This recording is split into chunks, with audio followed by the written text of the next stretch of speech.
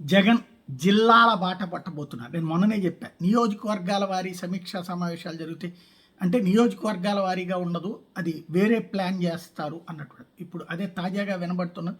స్వయంగా జగన్మోహన్ రెడ్డి వాళ్ళు చేసినటువంటి ప్రకటన జిల్లాలకి ఒకటి, అంటే ప్రతి పార్లమెంట్ నియోజకవర్గాన్ని ఒక జిల్లా కిందన ఇంతకుముందు జగన్మోహన్ రెడ్డి ప్రభుత్వంలో ఉండగానే మార్చుకొచ్చారు. ఒక జిల్లాలో మీటింగ్, ఆ జిల్లాలో ఉన్నటువంటి అందరూ ఒకటి. ఈ లోపుగా బూత్ స్థాయి కమిటీ, అట్లాగే మండల స్థాయి కమిటీ, జిల్లా స్థాయి కమిటీలు ఇవన్నిటిని ఫామ్ చేసుకోవడం, కార్యకర్తలను మొబిలైజ్ చేసుకోవడం, వాళ్ళతో మీటింగులు ఏర్పాటు చేసుకోవడం, అప్పుడు ఇంటరాక్షన్ గ్రౌండ్ లెవెల్లో ఏముంటుంది అన్నటువంటిది పబ్లిక్ నుంచి వచ్చేటువంటి ఫీడ్బ్యాక్, అదే సొంత పార్టీ నాయకులకి నుంచి వస్తూ ఉంటుంది.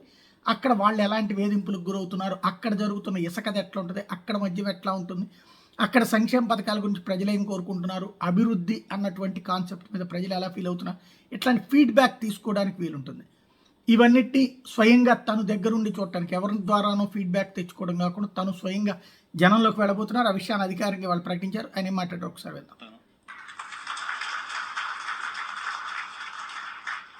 ఇనిషియలీ ప్రతి బుధవారము గురువారము బహుశా జనవరి నెలాఖరు నుంచి మొదలు పెడతాను అనుకుంటున్నా. ప్రతి వారం బుధవారం గురువారం నేను కూడా జిల్లాల్లోనే పడుకుంటా. ప్రతి పార్లమెంటు ఒక యూనిట్ కింద తీసుకొని నేనే అక్కడికి వచ్చి నేనే బస చేస్తా. బుధవారం అంతా కార్యకర్తలతో 3 కాన్స్టిట్యున్సీసు, గురువారం అంతా మరో 4 కాన్స్టిట్యున్సీసు కార్యకర్తలతోనే మమేకమయ్యే కార్యక్రమాలు, పూర్తిగా కార్యకర్తలకి కేటాయింపు చేసే కార్యక్రమాలు చేస్తాం. సో అక్కడే ఉంటూ కార్యకర్తలతో మమేకమవుతూ కార్యకర్తలతో తోడుగా ఉండే కార్యక్రమం, కార్యకర్తలకు దగ్గర అయ్యే కార్యక్రమం కూడా చేస్తాం. దాంట్లో భాగం కూడా ప్రోగ్రాంలో పేరు కూడా కార్యకర్తలతో జగనన్న పార్టీ బలోపేతానికి దిశానిర్దేశం అనే కార్యక్రమం పేరు కూడా పెట్టి, అది కార్యకర్తలతో జగన్, ఇది తాజాగా తను డిసైడ్ చేసినటువంటి ప్రోగ్రాం.